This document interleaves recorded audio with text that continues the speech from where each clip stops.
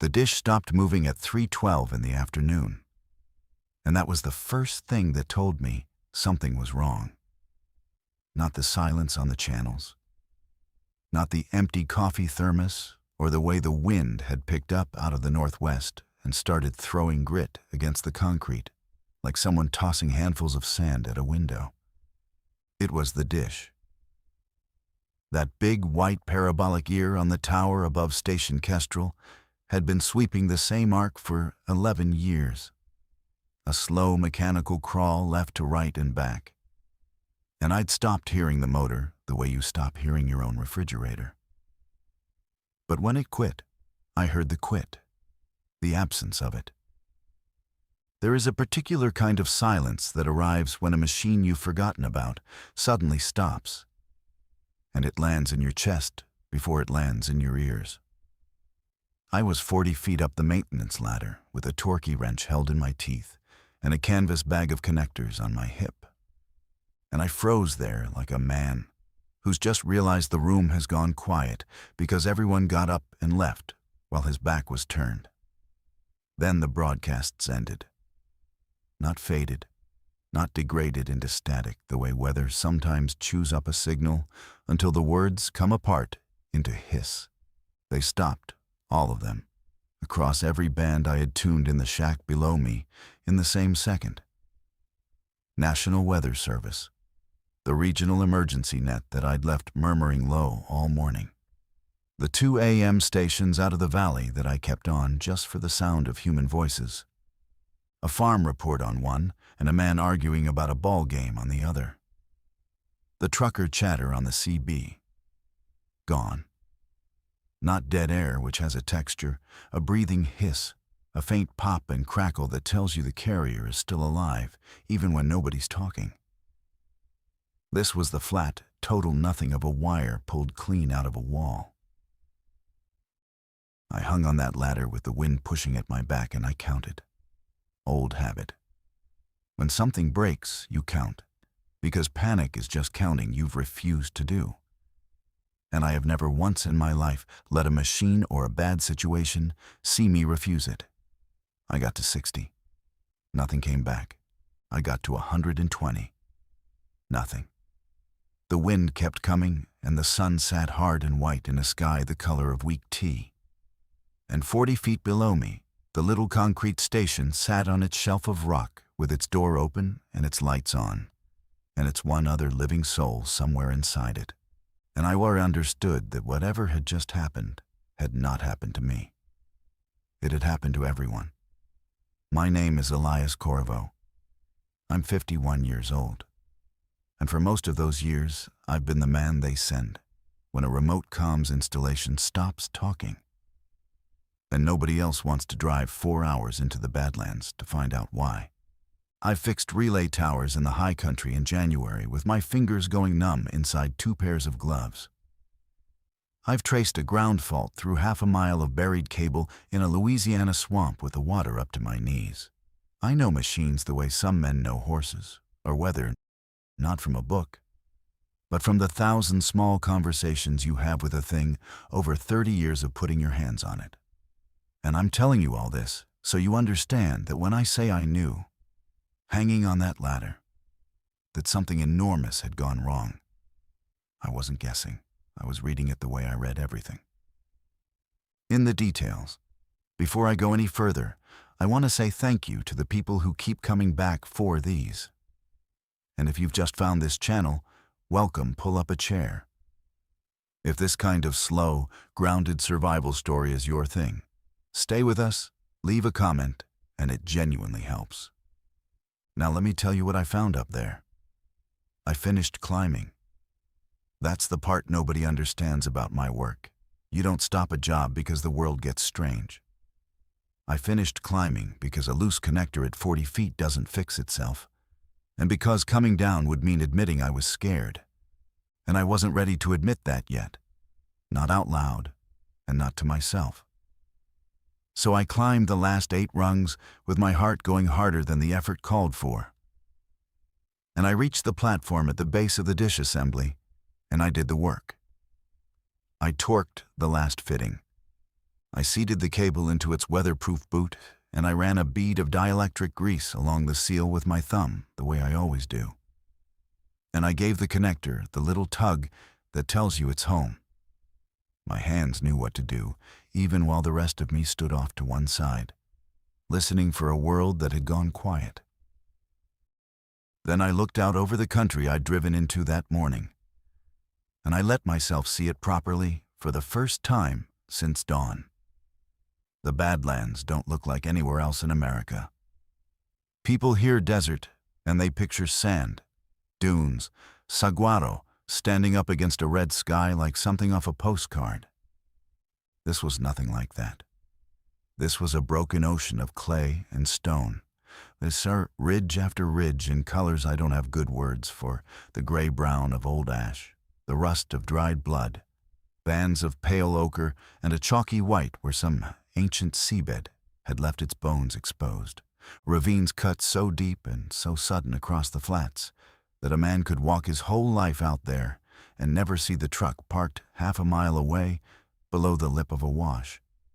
Nothing grew that a person would call a plant. There was sage in the low places, gray and stunted, and a kind of brittle grass the color of straw, and that was all. The government geologists who used to visit the station called the formation a dissected plateau. And I always liked that word, dissected, because it made the land sound like something laid open on a table. The ranchers who'd run cattle out there before the drought took the last of the water had a different name. They called it the place God forgot to finish. Standing up on that tower in the wind, I understood both of them. There were no trees. There was almost no green.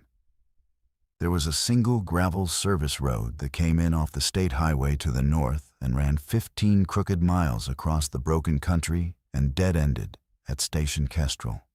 And there was the station itself, a squat concrete building with a radar tower bolted to its spine, sitting on a flat shelf of rock, like something a giant had set down and walked away from.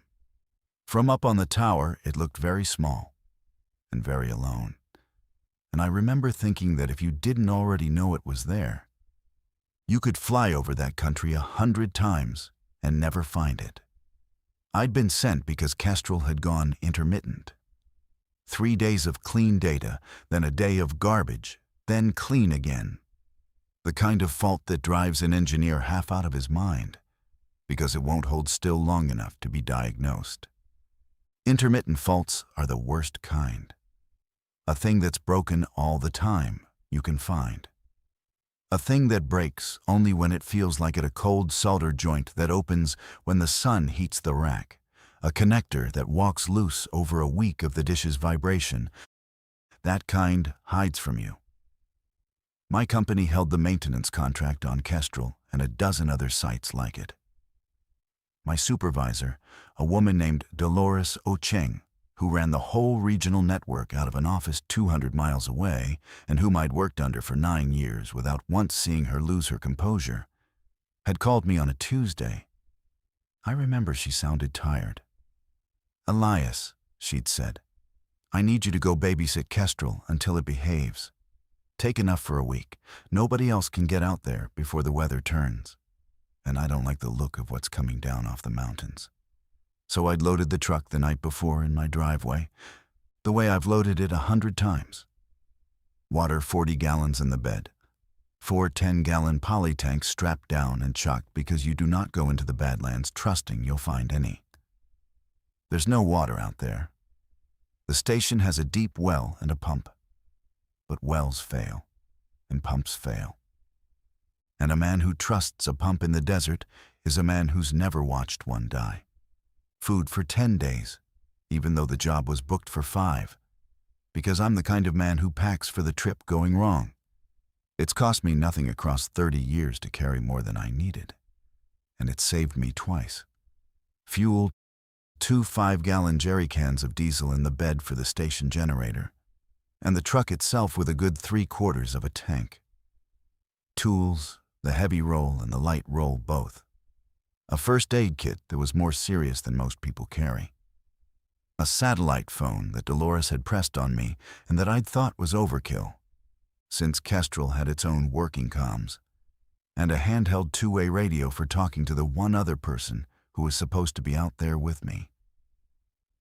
Because I wasn't alone. That's the thing I have to be honest about from the start. Because if I let you think I was alone out there, none of the rest of it will make sense. I wasn't alone at Station Kestrel, and the fact that I wasn't is the whole reason I'm the one telling you this. Instead of it being a thing that got told about me later by somebody else, if anybody had ever found out at all. His name was Wade Tolliver, 38, maybe 40, lean the way a man gets from work rather than the gym. With a 2-day beard he never seemed to grow past, and pale eyes that didn't hold on anything for long. They moved, always cataloging the room. The company had partnered us because the insurance rules changed 2 years back, and they won't send a man solo to a remote site anymore. Not after a technician named Pruitt fell off a tower up in the high country and lay there at the bottom with a broken back for 2 days before anyone thought to check on him. So now they pair us. Usually you get someone you know, someone you've shared a truck cab and a bad motel with before, someone whose habits you've learned. I'd never worked with Tolliver. He'd come over from a contractor that got bought out in the spring. And Dolores had said he was solid, a fast learner, good with the newer digital gear that I'll be the first to admit I struggle with. I came up on the analog stuff, on signal you could see with your own eyes, on a scope. And the new software-defined equipment sometimes makes me feel like I'm arguing with a machine that's decided not to explain itself. What Dolores hadn't said, because she didn't know, was that Wade Tolliver was the kind of man who watched everything. Not in a curious way, not the way I watch, looking for the fault, in an inventory way. The first evening, when I laid out the food and the water and the fuel on the concrete floor of the station to check it against my list before I stowed it, I glanced up and caught him counting it with his eyes. Just standing there in the doorway with a cup of coffee going cold in his hand. Running his gaze across my supplies and totaling them. I thought nothing of it then. A careful man counts supplies. I'm a careful man too. And I'd have thought better of him for it if I'd thought about it at all. But the eyes had a quality I didn't have a word for that night, and have had ever since. He wasn't counting what we had. He was counting what there was. I came down the ladder, slow, 40 feet of it, rung by rung, testing each one the way you learn to after 30 years, 3 points of contact always, the wind trying to peel me off the steel and me not letting it. My boots hit the shelf of rock, and I stood there in the open with the grit stinging my face. And I looked at the station. The generator was running. I could hear it, a low, steady thrum from the shed on the north side, comforting the way a heartbeat is comforting. So we had power. The dish had stopped.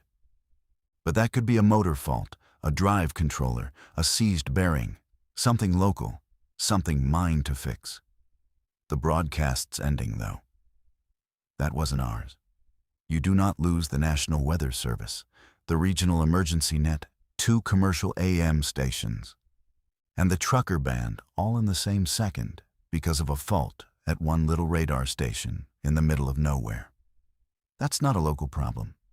That's the world going quiet from somewhere else, all at once, and the somewhere else being very big and very serious. Tolliver was standing in the doorway of the station when I turned around. One shoulder against the steel frame, the handheld radio hanging from his fist. He wasn't saying anything. He just looked at me with an expression I couldn't read flat, waiting. His pale eyes doing that slow catalog across me the way they'd gone across the supplies, and behind him, the inside of the station was dim and gray, the equipment lights glowing green and amber in the shadows. And I remember thinking, very clearly and for the first time, that I did not know this man at all. "You hear that?" he said. Hear what? Exactly, he said, and he turned and stepped back inside.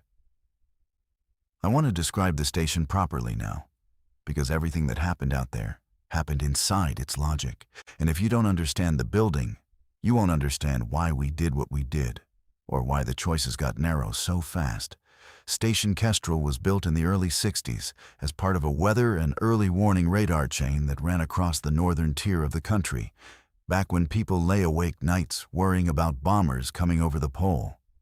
Most of that chain got decommissioned decades ago. The towers cut down for scrap. The buildings left to the weather. But Kestrel got a second life in the 90s as a civilian meteorological and air traffic support installation, because its position on that high shelf gave it a clean, unobstructed sweep across an enormous basin of empty air that the commercial radars down in the valley couldn't reach. The building was concrete, poured thick, 2 feet through in the outer walls, built to survive the kind of weather the Badlands throw at a place. Hail the size of fists that could total a truck in 90 seconds. Straight-line wind that came off the flats hard enough to tip a loaded trailer. Lightning that walked across the open ground in the summer like it was hunting for something to touch. Inside, the air always smelled the same. Hot electronics, dust, the faint ozone tang off the equipment. And under it all the cold mineral smell of concrete that never quite warms up. There was one main room, the equipment room, filled with racks, the old machines that still did the actual radar work, humming and ticking, and the newer digital gear bolted on beside them in mismatched gray boxes. The 2 generations of technology sitting together like grandparents and grandchildren at the same table. There was a small back room with 2 steel-framed cots, a hot plate, a sink fed from a rooftop tank. There was a cramped bathroom that worked when the tank was full and didn't when it wasn't. And there was the door. I need you to remember the door. Everything comes back to the door. The main entrance was a steel security door, a real one. Heavy, set in a poured frame because the equipment inside was worth more than the building, and because back in the old days, vandals used to drive out here on weekends to shoot at the dish for sport. The door had a heavy deadbolt, and critically, it locked from the inside with a thumb turn lever, and from the outside with a key. There was exactly one key. It lived on a bent nail that somebody had driven into the frame years ago, right beside the door, and it was the only way to lock or unlock that door from the outside. And both of those facts are going to matter more than anything else, I tell you before this is over. One door, one key, concrete walls 2 feet thick, a place built to keep the weather out, which is the same as saying a place built to keep things in. That first afternoon, after the broadcasts ended, Tolliver and I stood in the equipment room together and tried to figure out what we were dealing with. I checked the racks first, because that's the ground you stand on. You find out what's still working before you start worrying about what isn't. Our gear was fine.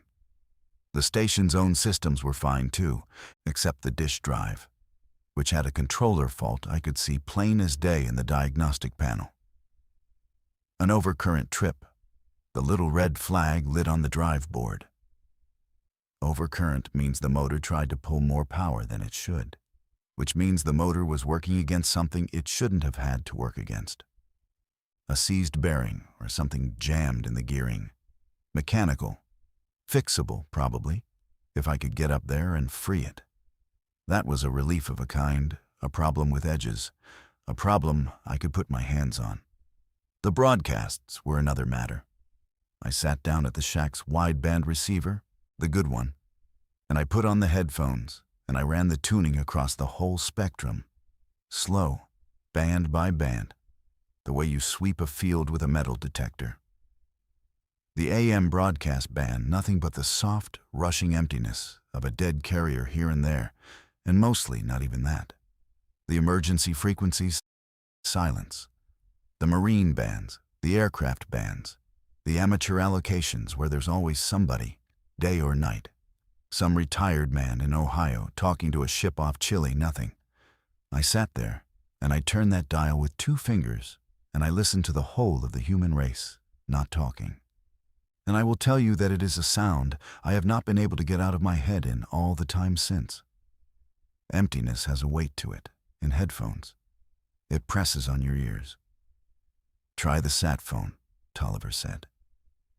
He was standing very close behind me, close enough that I could hear him breathing, watching my hands over my shoulder. I got the satellite phone out of my kit. It showed bars, 3 of them, a good signal to the birds overhead, which meant the satellites at least were still up there doing their orbits, indifferent to whatever had happened below them. I dialed Dolores. It rang twice, that long, hollow, satellite-delayed ring, and then it dropped. I tried again. It rang once and dropped. On the 3rd try, it didn't ring at all. It gave me a fast, stuttering, busy tone I had never once heard from a satellite phone in 15 years of carrying one. A sound like the whole system on the far end was so overloaded it couldn't even find a place to put my call. Try the internet uplink, Tolliver said. The station had a satellite data link, slow but reliable, for pushing radar data back to the network servers. I moved over to the terminal and brought it up. The link established, the little indicator went green. The connection was there. Then the page timed out. I tried again. Established. Green light. Timed out. Whatever was on the other end, the servers we talked to every hour of every day, they weren't answering. Or they were being asked by too many people at once for anyone to get through. I have been doing this a long time, and I have never in my life seen infrastructure fail the way it was failing that afternoon. It wasn't broken. Broken, I understand. This was drowning. This was every door in the world being knocked on at the same second by more hands than the doors could ever open.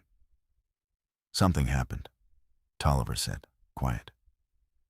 Something happened, I agreed. And that was the whole of what we knew. I want to be honest about that, because everything you've ever read or watched about a collapse tells you that people knew, that they understood, that somebody stood up and explained it, and then everyone made a plan. We didn't know anything. We had a stopped dish, a dead spectrum, a phone that gave us a busy signal from the entire planet, and a data link that connected to nothing. For all we understood, it could have been a solar storm frying the grid, a coordinated cyber attack, a war nobody had told us was starting. A man in the Badlands with no signal is the last man on Earth to find out what's ending the world. And I mean that as more than a figure of speech. We were the deaf men in the tower, the 2 whose entire job was listening. And we had been struck deaf first, before we ever understood there was anything to hear. That night, the wind died the way it does out there when the sun goes, all at once, like someone turned off a fan, and the temperature dropped fast, and the sky over the Badlands filled with more stars than a city man ever gets to see in his whole life. The Milky Way stood up across the black like a road. I've spent a lot of nights in remote places, and I never get used to that sky. It makes you feel your own size in a way that's good for you, and hard to bear at the same time. Tolliver and I sat in the back room eating cold food straight out of the cans off the hot plate, which I hadn't switched on, because I didn't want to run the generator any harder than we needed to. And every watt of that hot plate was diesel I might want later. I had done the math already, without deciding to, the way I always do. 40 gallons of water, less the 2 we'd used. 10 days of food, less 2 meals each. Fuel enough to run the generator maybe 12 days if we were careful. 4 if we ran it hard. A truck with 3/4 of a tank plus 10 gallons in the cans. 4 hours to the highway on that bad road. And beyond the highway, 140 miles to the nearest town of any real size. A place called Redmond Junction, where I'd bought gas that very morning. where a girl at the register with a nose ring and tired eyes had been complaining to a coworker about a cough that was going around. A cough that was going around. I didn't think about it that first night. I want to be honest that I did not think about it. I'd filed it away the way you file a stranger's small complaint, in the same drawer as the weather and the price of the gas. And I ate my cold beans out of the can, and I watched Wade Tolliver clean under his fingernails with the tip of a folding knife, working slow and precise in the light of the single bulb. And I wondered how many days I was going to spend in a concrete box with a man I didn't trust before either the world came back on the radio or we drove out to find whatever was left of it. "You got family?" Tolliver asked me. First personal question he'd put to me in 2 days. "Daughter," I said. "In Denver. She's 26. She know how to take care of herself?" I looked at him across the little room. It was a strange way to answer the mention of a man's daughter. Not, "Is she safe?" Not, "You must be worried sick. Can she take care of herself?" Like he was appraising a piece of equipment for its likely resale. "She manages," I said. He nodded, slow, folding the knife closed against his thigh, like I'd confirmed something for him that he'd already half decided. And he didn't tell me whether he had anyone of his own. I noticed that. I notice things. It's the whole reason I'm any good at my job. Finding the one bad connection in 1,000 good ones. The one fault in a system full of things that work. And Wade Tolliver was, I was beginning to understand, a system with a fault in it somewhere that I had not yet located.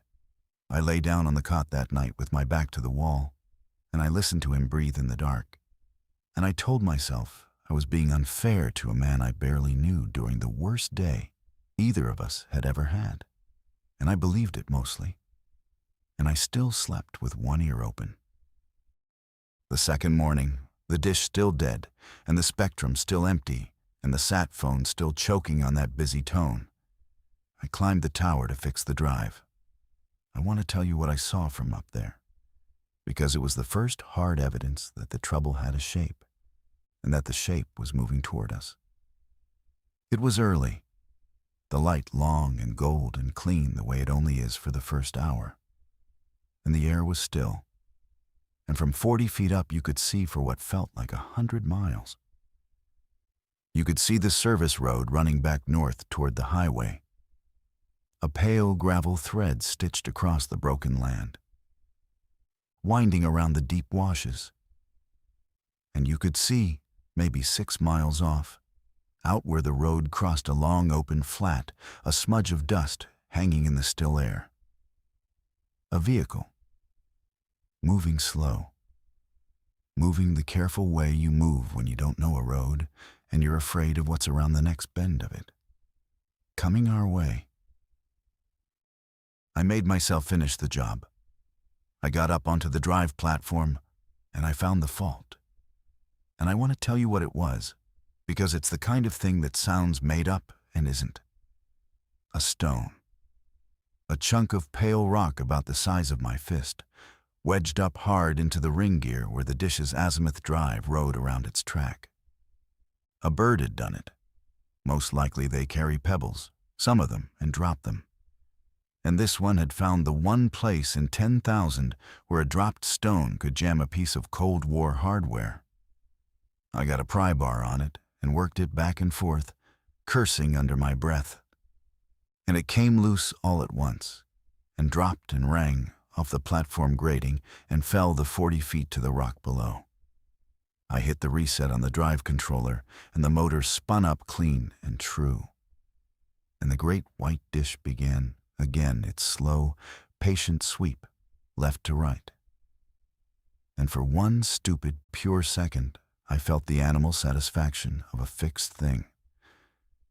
The thing that's kept me in this trade for 30 years. Then I remembered the dust on the road. And I looked north, and the satisfaction drained straight out of me and left me cold in the golden light. I came down and found Tolliver already at the north edge of the shelf. watching the road through a pair of binoculars, good ones, compact, military-looking, that he'd produced from his own kit. Another thing I filed away without knowing yet why it mattered. That a comms technician had thought to bring good binoculars to a routine maintenance job. "One vehicle," he said without lowering the glasses. "Pickup, older. Can't see how many inside from here. They're taking the washes real slow." "Could be somebody who needs help," I said.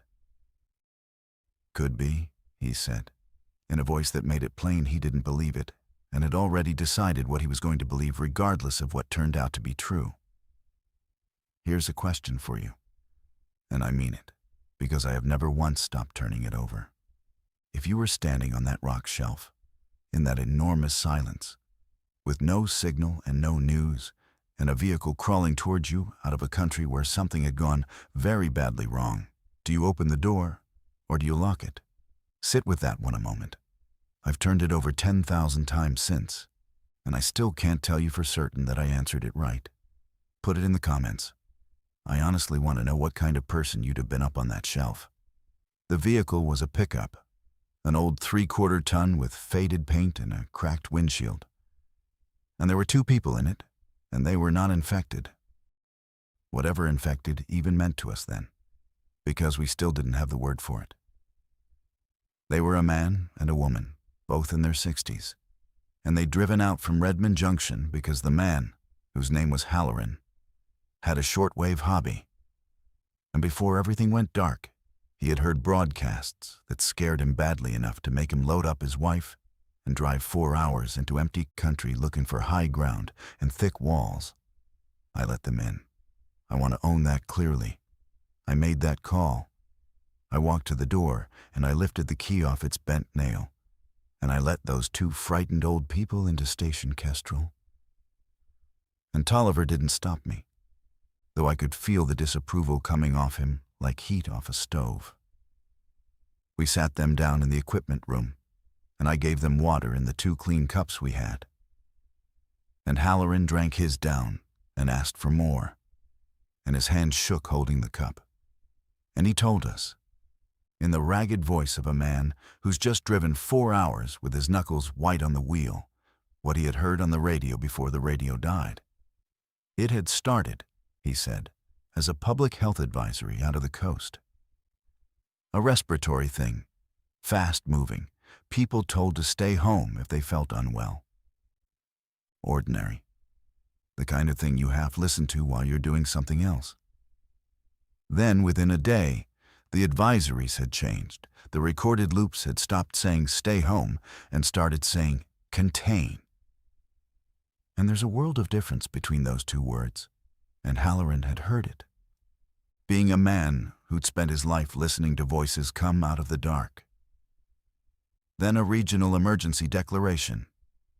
Then the national net cut in over everything else, which it is only ever supposed to do for the very worst things. And then this is the part where his voice went strange and dropped. And he leaned toward me across the little space, a broadcast he was certain was not official. A man's voice on a frequency where no broadcast belonged, reading a list of city names. And after each name the single word abandoned, over and over, calm and even, like a man reading names off a memorial, until it cut off mid-word and did not come back. And then nothing, Halloran said. Same as you. All of it, all at once, gone. So I got Cora in the truck. He nodded at his wife. She said, "You don't run toward empty country. You run toward where the people are, where the help is." But I've been listening to the radio my whole life, mister, since I was a boy. And I'll tell you what I know down in my bones. His wet, certain old eyes came up and held on mine. When the people whose whole job is to talk to you all stop talking in the same second, it's not because they've got nothing to say. It's because they've been told to stop. And the only thing that makes everybody stop at once is something coming that they don't want anyone to hear the shape of ahead of time. His wife's name was Cora, and she didn't say much. She sat in the spare chair with a thin cardigan pulled tight around her shoulders, though the room wasn't cold. And she watched the door. Not us, the door. And once, when the dish drive motor changed its pitch as it reversed the sweep, that faint mechanical groan, she flinched so hard she slopped water down her front and didn't seem to notice she'd done it. That was the night everything changed, and I want to walk you through it carefully, 1 hour at a time, the way it happened, because this is the part I have gone over more than any other, hunting through it the way I'd hunt an intermittent fault, looking for the exact moment I could have done something different and didn't. Halloran had a cough. He'd had it the whole time, and I'd taken it for the dry throat rasp of a scared old man in a dusty concrete room after 4 hours behind the wheel.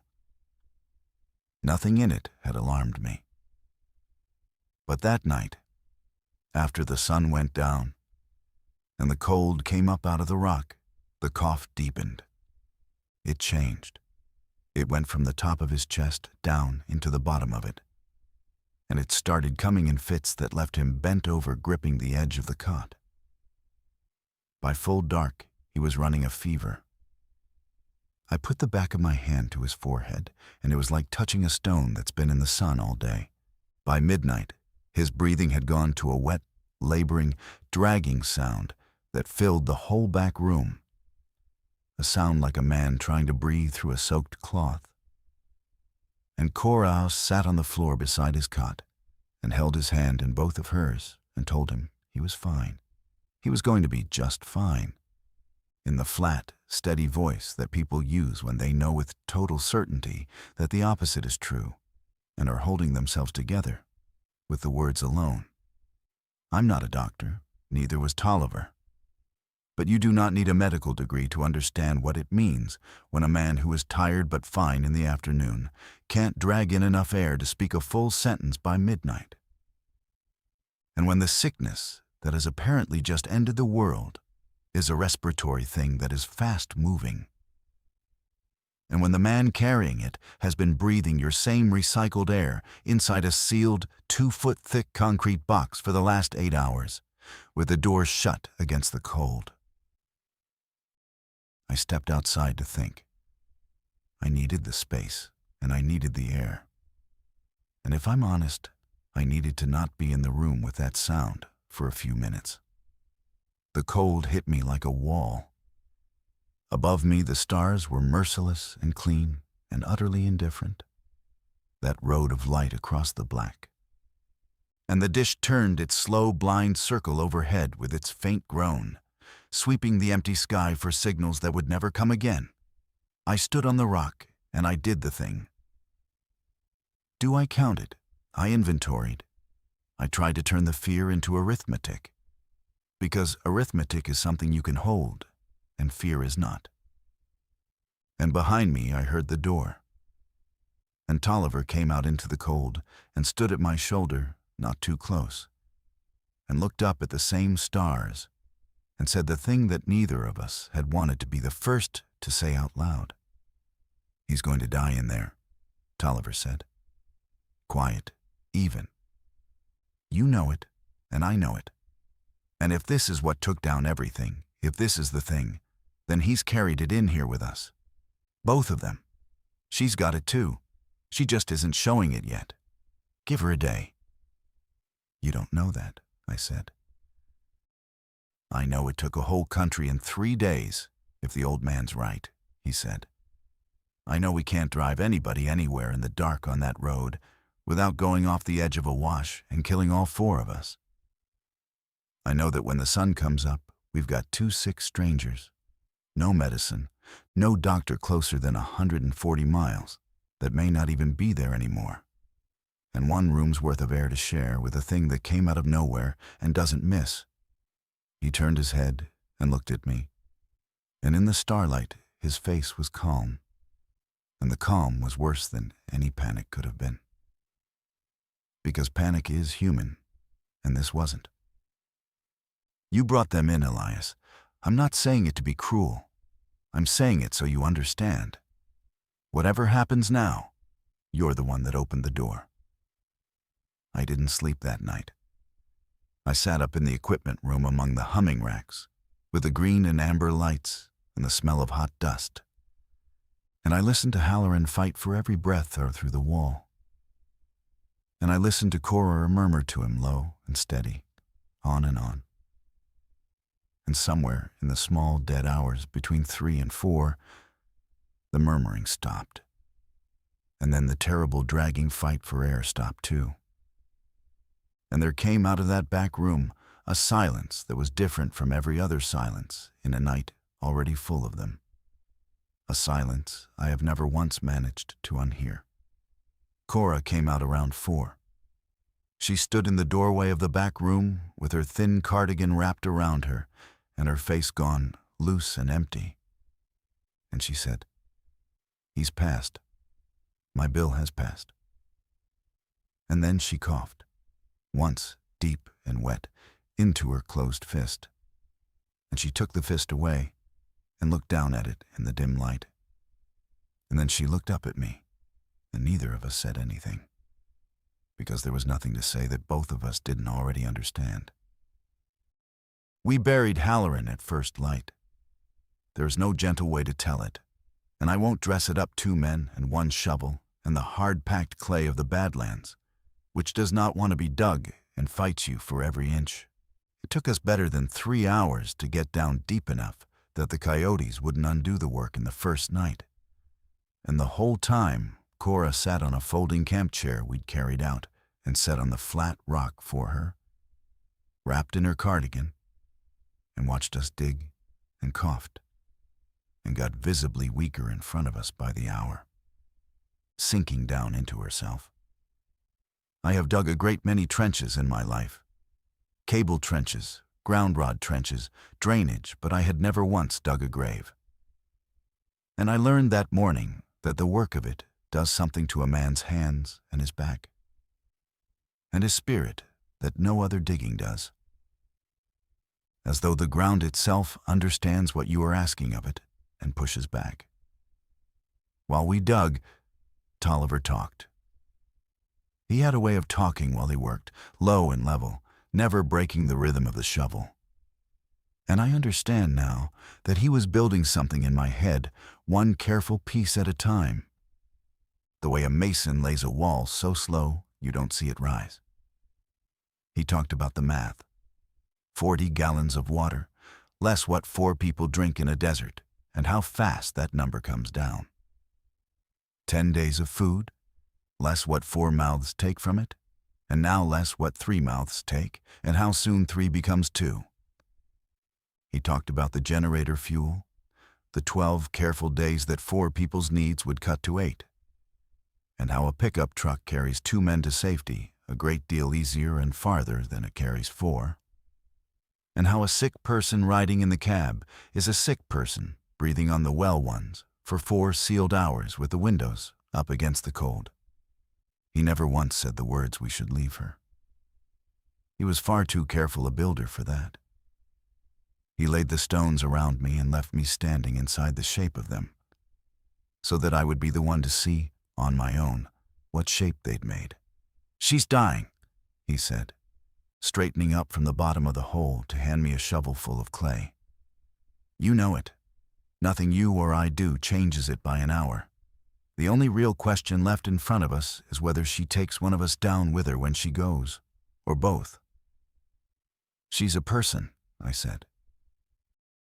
"So are we," said Wade Tolliver, and he bent back to the digging. "I need you to understand that I did not agree with him. I want that on the record between us. But I also need you to understand, because if I lie to you now, then everything after is worthless. That a part of me, the counting part, the cold arithmetic part, that has kept me alive in a dozen places that were trying to kill me, that part heard Wade Tolliver and did not immediately, cleanly, wholly say no. And I believe he saw that part of me flicker. I believe he'd been fishing for it since the first evening, when he ran his eyes across my supplies. I believe he'd spent 2 days doing to me exactly what I do to a broken machine, mapping it, testing it, finding the one connection that could be worked loose to make the whole thing fail. Where are you listening from right now?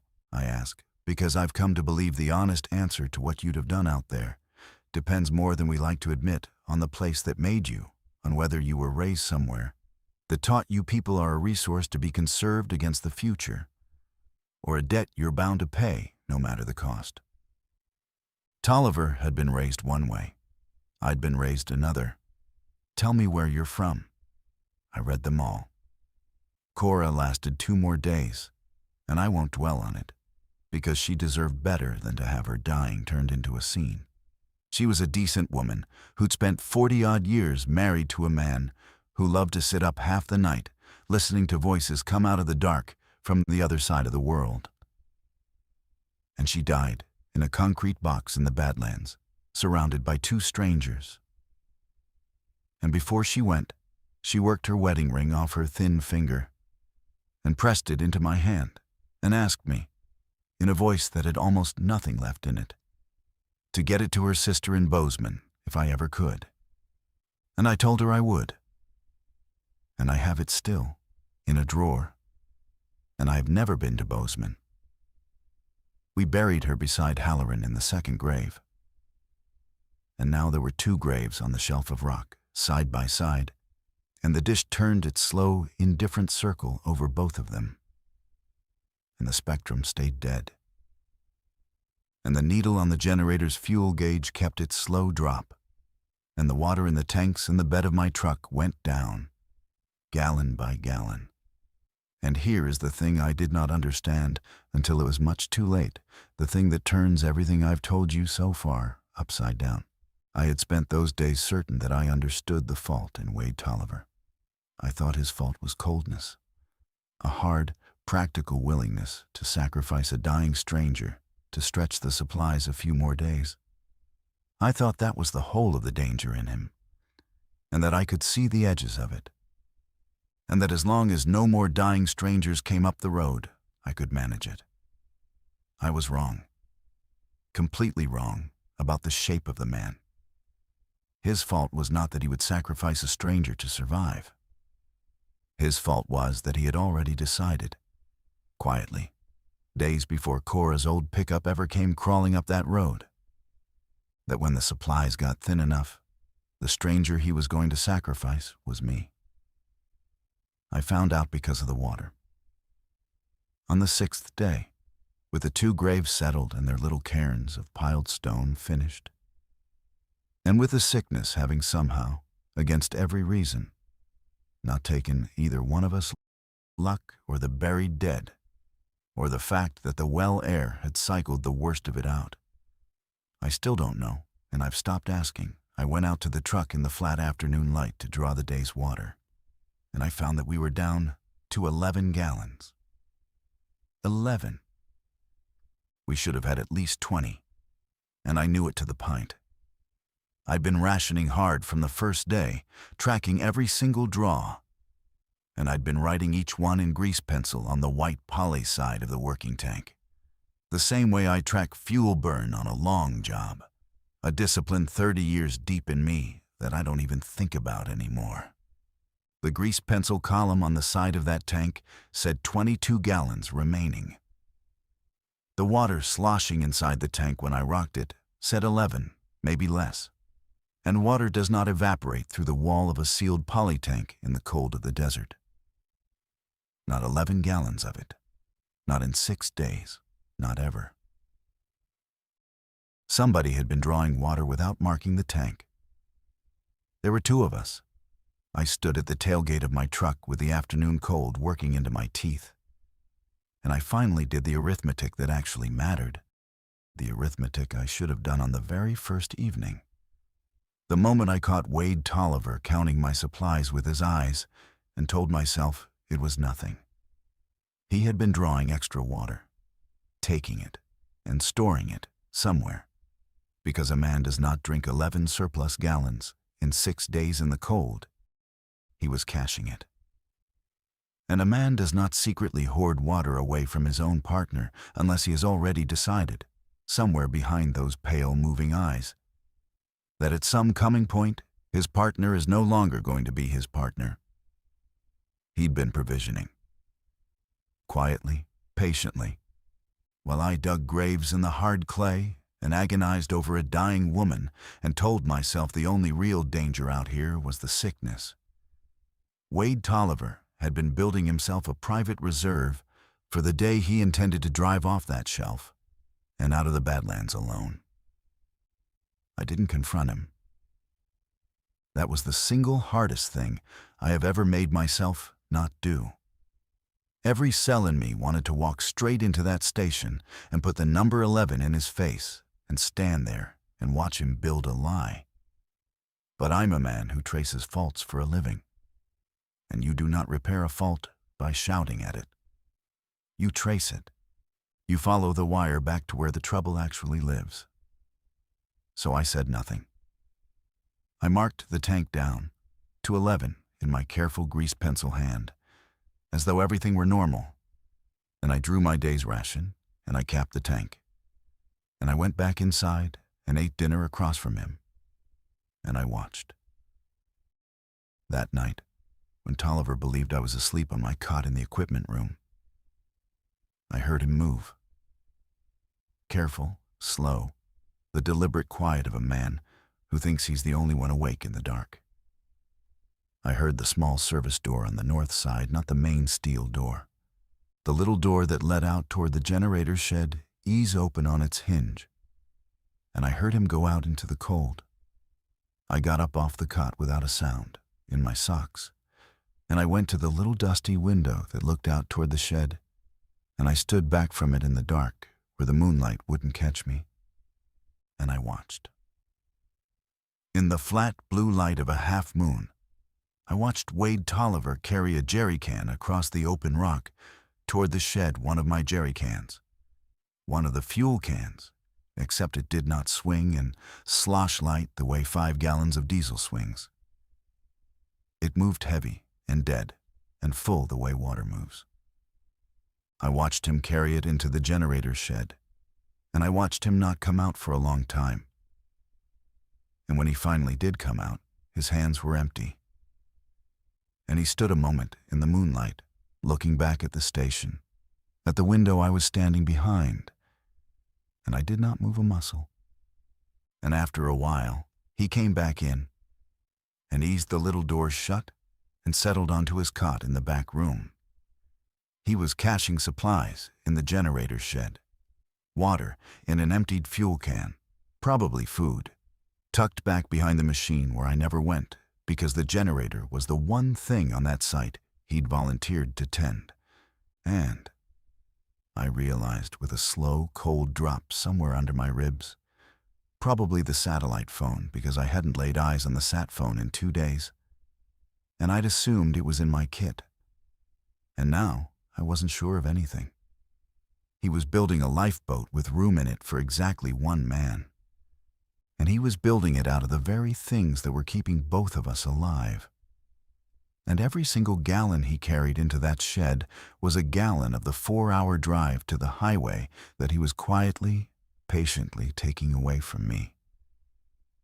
I lay back down on the cot, and I stared up into the dark at a ceiling I couldn't see. And I listened to him settle and go still. And I understood, fully and finally, that the world outside had ended.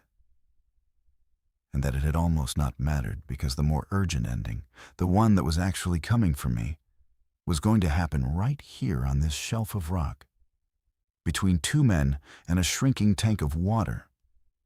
And that only one of the 2 men knew that the count had already been rigged against him. I spent the 7th day pretending, and I will tell you that pretending took more out of me than digging the 2 graves had. It is an exhausting, hollowing thing to work all day beside a man who has decided to leave you to die of thirst in a place with no roads out, and to keep your face easy and your hands steady and your voice normal the whole time. We ran a full diagnostic on the disk drive together that morning, side by side at the panel. And I handed him tools, and he read me values off the meter and it was almost companionable, the way work is. He even joked once, dry and quiet, watching the dish sweep the empty sky, said at least the radar still worked. At least somewhere out here, a machine was still doing the exact job it was built for, faithful as a dog, whether or not there was anybody left to care what it saw. And I laughed. And my own laugh sounded so false and thin in my ears that I was certain he would hear the lie in it and know that I knew. He didn't. And that was the thing I finally understood about Wade Tolliver, the thing that gave me my one advantage. He was so busy watching me for the signs of weakness that would tell him when to move, so certain that he was the only mind on that shelf running a cold count, that it never once crossed his thinking that I might be watching him for the signs of betrayal. In his version of events, I was the soft one, the trusting fool who'd opened the door to two dying strangers and wept a little inside while he buried them.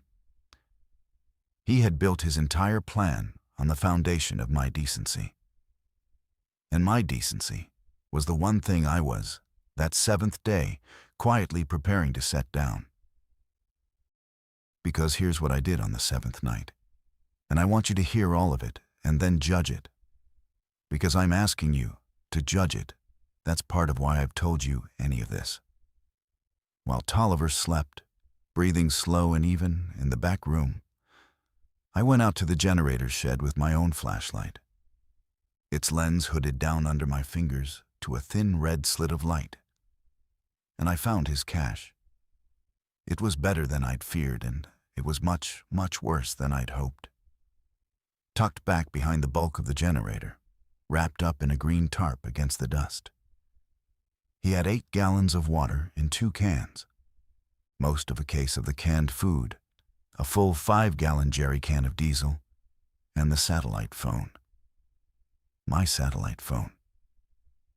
And when I picked the phone up out of the fold of the tarp and pressed the power button with my thumb and hooded the glow of the screen against my own body so it wouldn't leak out the shed door, I saw the thing that changed the whole story one last and final time.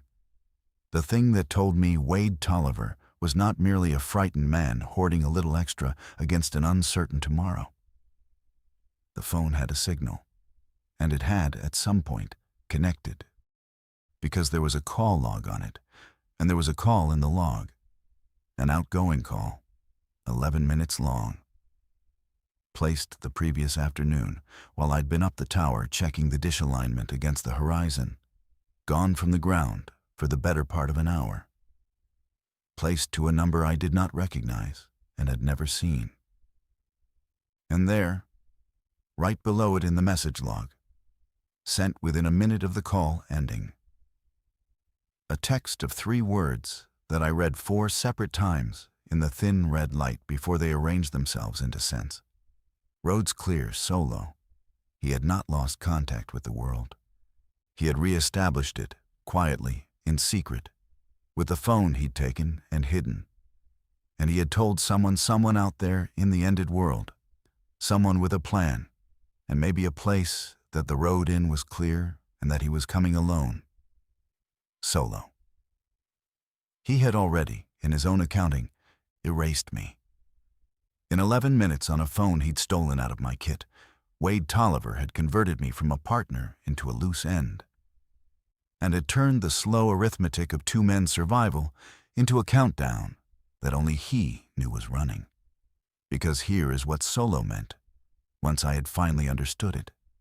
Standing bent over in that shed with the red light on the screen and the generator thrumming beside me, it did not merely mean he intended to take more than his share. It meant he needed me gone before whoever was on the far end of that call arrived at the highway, or before he drove out to meet them there. It meant the extra water and the hidden diesel and the stolen phone were not a hedge against an uncertain future at all. They were the provisioning for a departure that already had a time on it.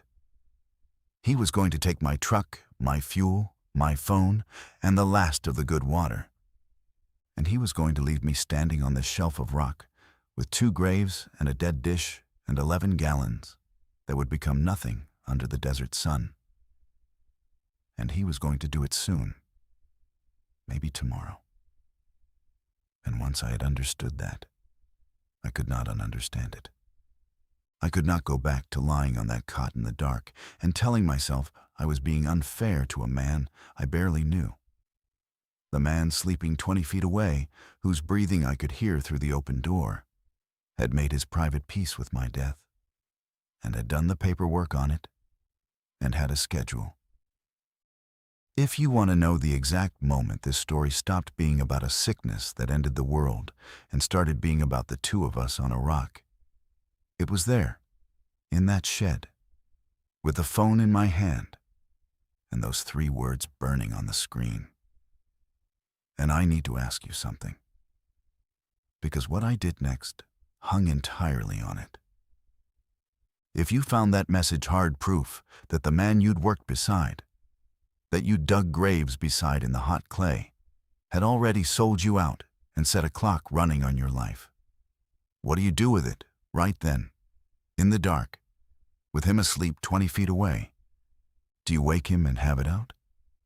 Do you take the phone and the keys and run for the truck while he sleeps? Do you say nothing, put it all back, and wait? I did exactly one of those things. Stay with me and tell me at the end whether I chose right. I took the phone. That was the first decision, and I made it in about 2 seconds. I took it, and I powered it down so a lit screen couldn't give me away. And I zipped it into the inside pocket of my jacket against my chest, where I could feel its weight. But I left the water. I left the diesel and the food, and I put the green tarp back over the cash, exactly the way it had been folded, corner for corner. Because if I stripped his hoard bare, he would know in the morning the instant he checked it, and the whole quiet game would blow apart before I was ready to play it. The phone, though the phone he might not check. A man who is certain he's the only one who knows the count does not go and reassure himself every morning that his secret is still where he left it. He trusts it. His confidence was the loose connector I'd been looking for since the first evening. I'd finally put my finger on it. Then I went back inside on silent feet, and I lay down on my cot, and I made a plan. And I want to walk you through how the plan actually took shape, because it wasn't clean, and it wasn't clever, and it certainly wasn't brave. It was a scared 51-year-old man, lying in the dark, trying to outthink a stronger, younger one, who'd been calmly planning to kill him for the better part of a week. The truck was the whole game. That was the first thing, the ground everything else stood on. Whoever had the truck had the 4 hours to the highway and the 140 miles beyond it and everything past that. Tolliver knew it. He'd been provisioning specifically to take the truck. Now, my keys lived in my front pocket by day and folded inside my jacket beneath my head by night, but that was thin security, laughable security, against a man who had already decided to leave me. He could lift them off me while I slept. He could hotwire the thing. A truck that age isn't hard, and I had no reason to think he couldn't. Or, simplest of all, he could just wait for the 1 hour I'd wandered off to the far side of the shelf and drive away and never look back. And I'd hear the engine and come running across the rock, and it would already be too late. The truck was not really mine anymore. It was contested ground, and I could not stand guard over it 24 hours a day, not without sleep, not without him seeing that I'd changed. So I did the thing that felt insane at 3 in the morning, and felt like the only sane thing in the world by first light. I disabled my own truck. I went out before dawn, while the sky in the east was just going gray, and I lifted the hood, easing the latch and holding the metal so it wouldn't bang. And by the thin gray light, I pulled 2 specific components out of the engine bay, the main fuel pump relay and the fuel injection fuse. 2 small parts, one no bigger than a sugar cube and one you could hide under a thumbnail. And a modern engine will not start, will not so much as catch, without either one of them. I put them in my jacket pocket alongside the phone, and I lowered the hood soft and pressed it shut with the flat of my hand so it wouldn't announce itself. And I walked back inside as the first real light came up over the ridges. Now the truck would crank all day long and never fire. Now, if Wade Tolliver tried to leave without me, he would sit in that cab, turning over a dead engine, baffled, while I stood behind him, holding the only two parts within 100 miles that could bring it back to life. Now the count was rigged in both directions, and only one of us still believed he was the sole keeper of a secret. Morning came gray, and then hard and white and cold. The wind starting up again out of the northwest, throwing grit across the rock. Tolliver made coffee on the hot plate, careful with the water the way he always was careful because he was hoarding it, I understood now. Not because he was thrifty, and he was in a strange, light, almost cheerful humor that morning. And I understood that too. The road was clear. His ride was coming or waiting at the highway. And today, I felt certain, was going to be the day. He kept drifting to the window and glancing out at the angle of the light, gauging the hour the way a man does when he's waiting on an appointment he hasn't told anyone about. Around 10, he made his move, and it was smoother than I'd braced for, and it nearly worked clean. "I want to get eyes on that road," he said, easy as anything, rinsing his cup with a careful splash. "From up the tower. See if that dust the other day means anybody else is working their way in. You mind holding down the racks for the noon data run?" It was a good move, and I could admire the craft of it, even as it turned my stomach. Get me committed to a task inside, at the panel, headphones on, eyes down. Put himself outside, up high, with an unobstructed line to the truck. If the truck had started, he'd have been 4 crooked miles down that road, dust hanging behind him, before I'd finished the diagnostic he'd handed me. He'd have driven off that shelf and left me with 2 graves and a dead phone and a hood I'd have had to open myself to discover why the truck wouldn't start. And by then, it wouldn't have mattered.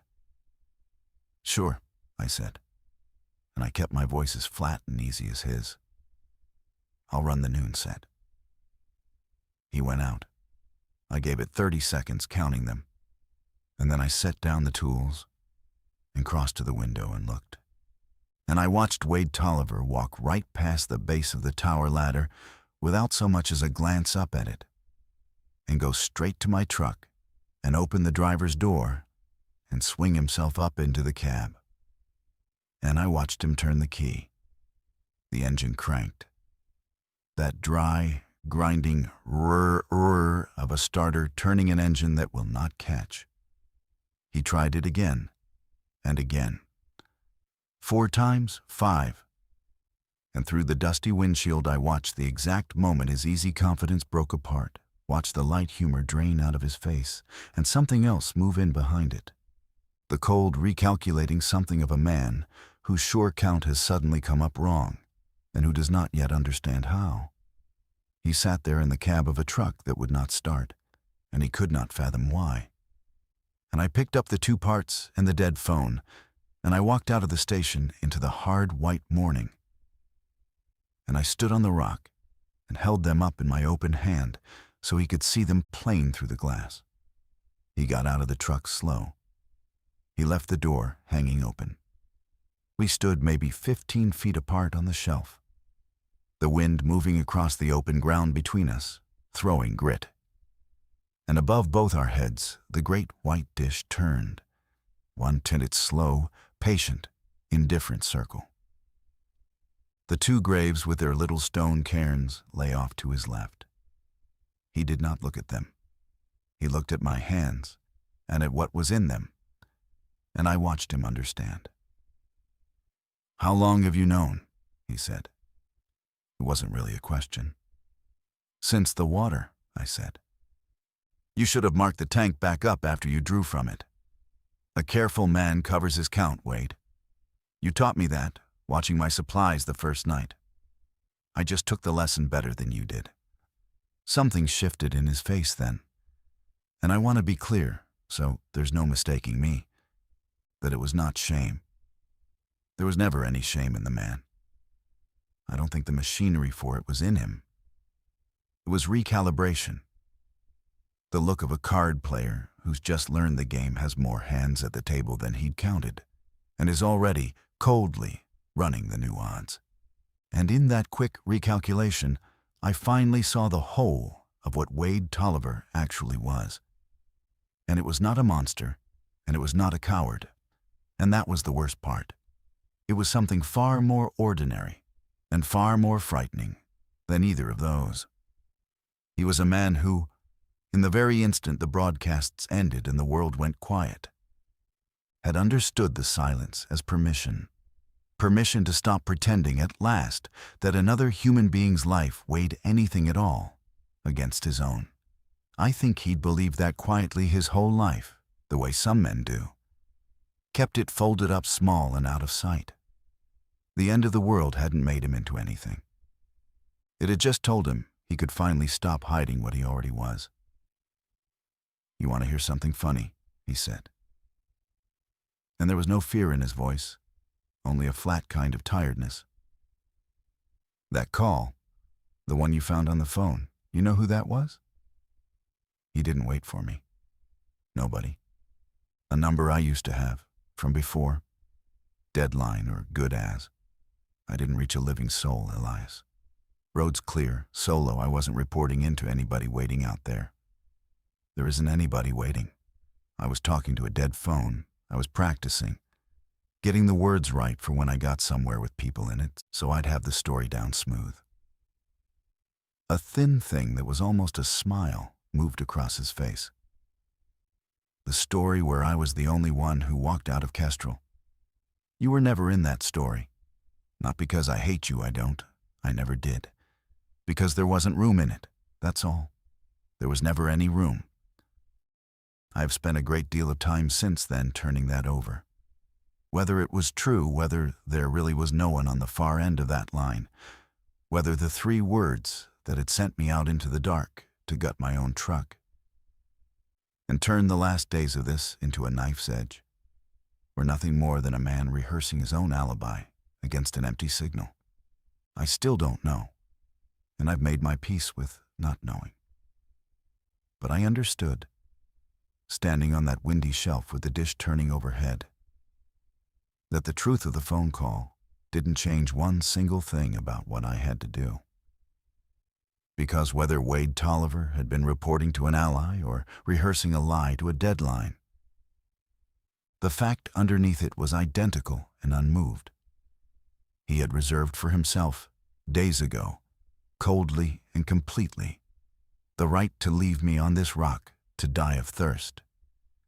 And he had been building toward it patiently since the first night. The truth of the phone call didn't matter at all. Only the truth of the man mattered. And that truth I could see whole. And here is the ticking clock. And it was real. And it was the thing that finally lifted the decision up out of the realm of talk and standing and looking at each other across 15 feet of rock. The generator. All that week the generator had been drinking down its fuel. And I'd been babying it, running it only for the hours we truly needed. And Wade Tolliver, I understood this now too. One more stone falling into place had been quietly siphoning from it into his cash, faster than my own accounting could catch, because his solo plan needed a full can of diesel for the truck. And to hell with the station he'd be leaving behind. The generator ran the station's systems, yes. But more than that, far more than that, the generator ran the well pump. And the well pump was the only thing that lifted water up out of the deep station well and into the rooftop tank. And the rooftop tank plus the 11 gallons in the truck bed was every drop of water that stood between 2 living men and dying of thirst on a shelf of bare rock in the sun. And the generator, I'd checked it at first light before I'd even touched the truck. Had somewhere between 4 and 6 hours of diesel left in it. After that, no pump, no water coming up out of the well. Just the 11 gallons, and whatever was in the shed, split or not split between 2 men with 4 hours of murderous road ahead of them and 140 empty miles past the end of it. That was the whole of the equation.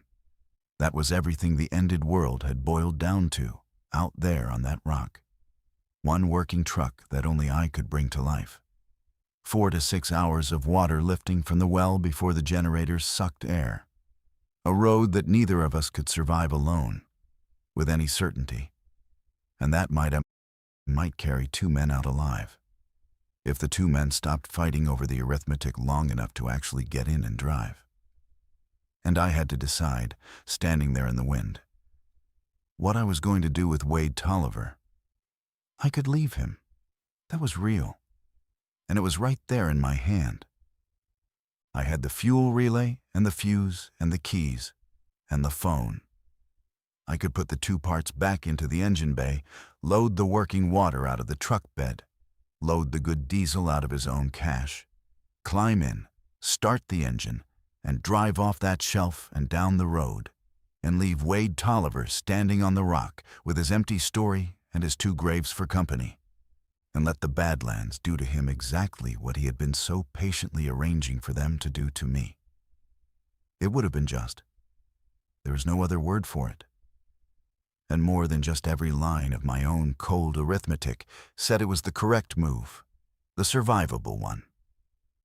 1 man's water stretches twice as far as 2 men's. 1 man in the cab sleeps at the wheel and drifts.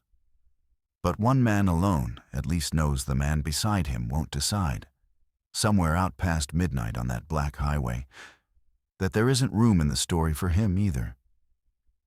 I would have driven 1,000 miles easier and slept, not once wondering when he'd move. Or I could do the thing that made no arithmetic sense at all. I want to tell you about my daughter, quickly, because she is the reason. And after all these years, I have never once been able to explain it any other way. When Sophia was 9 years old, she asked me what my job actually was, what her father actually did all day in those far-off places he drove to. And I told her that I find the one thing that's broken in a great big system full of things that all work fine. And I fix that one thing so the whole system doesn't fail. And she thought about that the serious, frowning way that 9-year-olds think about things, turning it all the way over. And then she looked up at me and she said, "But what about the broken thing? The one you find? Do you just throw it away?" And I said, "Well, usually, yes. That's the job. You take the bad part out, and you put a good one in." And she looked at me then with a small, real disappointment that I have never forgotten. And she said, "That's sad, Papa. Somebody should keep the broken parts, just in case." I don't know why that came back to me right then, standing on a rock shelf at the end of the world, with the wind throwing grit and a man in front of me who had calmly arranged my death. But it did. It came up out of 30 years, the way the important things always do, unasked. Somebody should keep the broken parts, just in case. I threw Wade Tolliver the keys, not the fuse, not the relay. Those stayed closed in my other fist. Just the keys, underhand. And he caught them against his chest out of pure reflex. And I said, and I heard my own voice come out level and hard in a way it rarely does, "You're driving. I'll be right behind you in the back seat the whole way to the highway, with these 2 parts in my hand and the window down.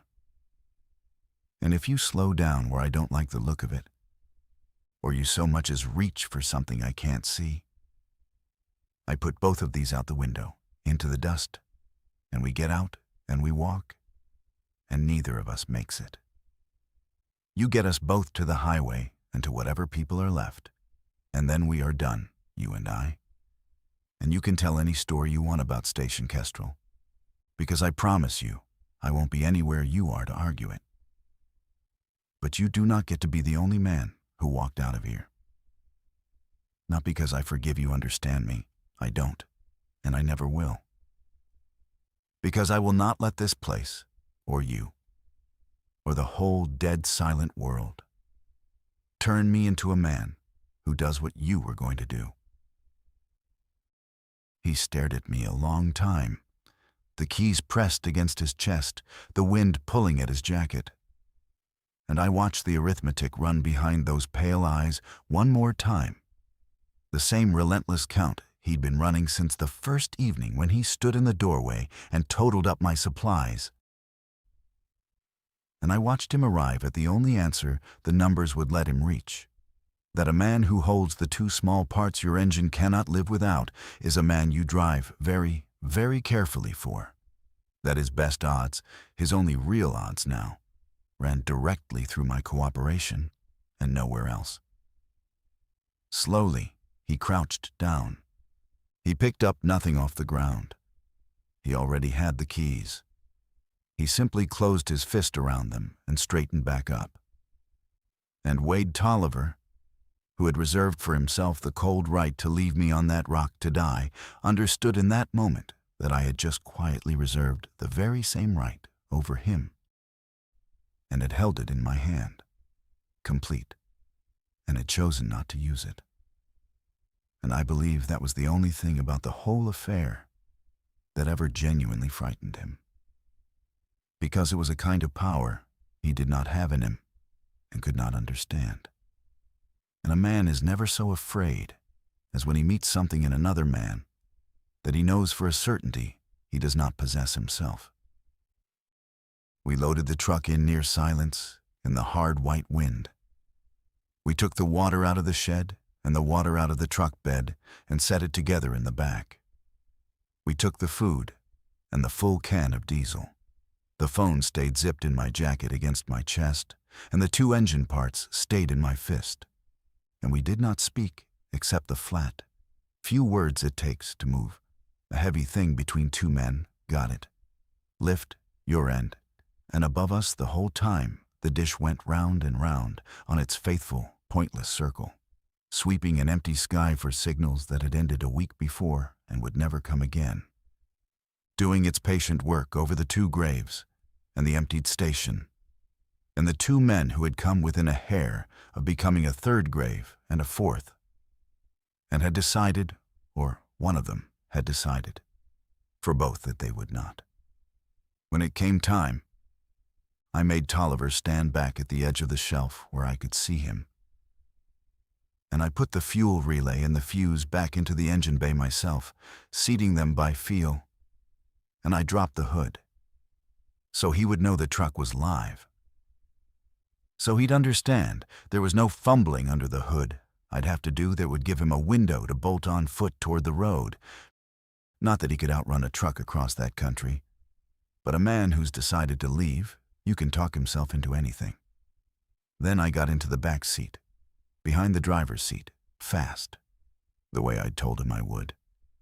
And I held the two spare parts because, of course, I'd kept a second set back in the shed. Of course I had.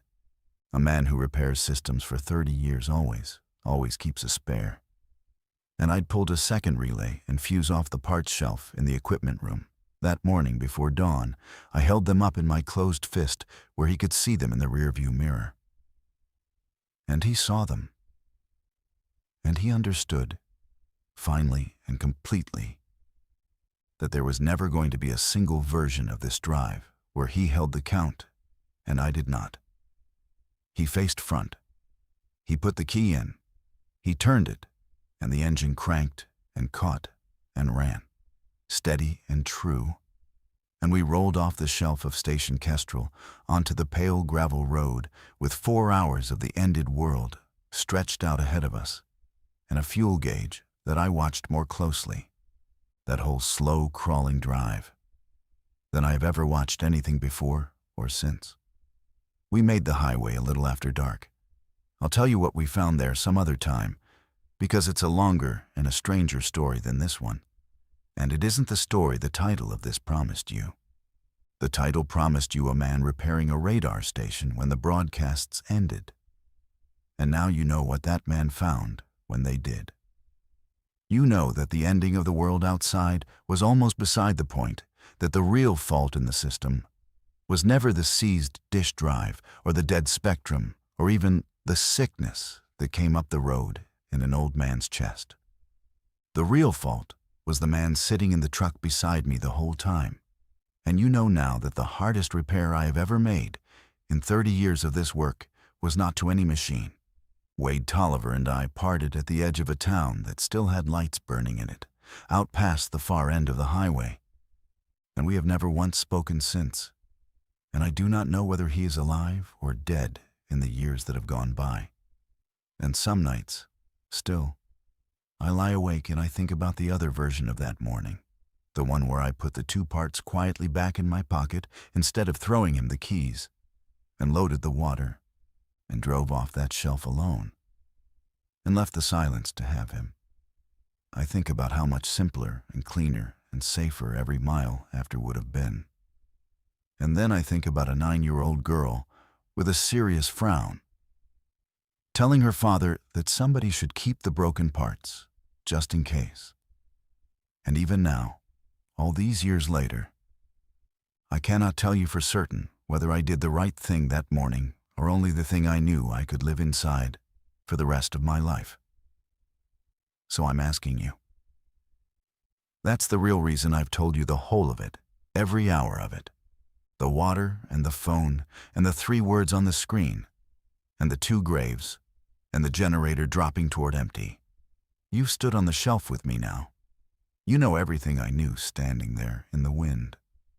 A man had already, coldly, arranged for you to die alone in a place with no roads out. And then the entire arithmetic of survival dropped into your open hand. And you got to choose, right there, what to do with him. What would you have done with Wade Tolliver? Would you have thrown him the keys and driven 4 hours in the dark with a man who'd sold you out sitting close enough to touch? Or would you have loaded the water and driven off that rock alone and let the great silence keep him? There is no wrong answer, and I've come to think there may not be a fully right one either. But this is the one comment I most want to read out of all of them. So tell me where you're listening from, and tell me honestly what you'd have done. And if this kind of story, the quiet kind, where the end of the world turns out to be the least of it, and the real monster is just a man doing arithmetic in the dark, is the kind of thing you come here for, then you already know where to be. The dish is still turning out there, somewhere on its shelf of rock, sweeping an empty sky for a broadcast that isn't coming. I stopped waiting for one a long time ago. But I still keep the spare parts, all of them, every one, just in case.